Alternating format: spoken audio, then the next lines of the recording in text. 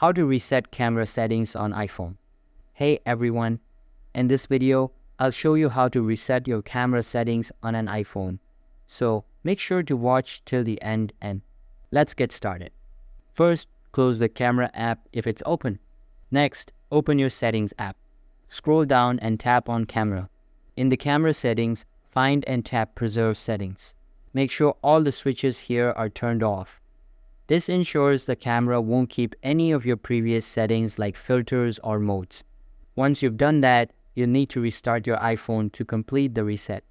To restart, quickly press the volume up button, then the volume down button. After that, press and hold the side power button. Keep holding it until the screen goes black and you see the Apple logo appear. When your iPhone starts back up, open the camera app again. You'll see that all the camera settings have been reset to default. That's it. You've successfully reset the camera settings on your iPhone.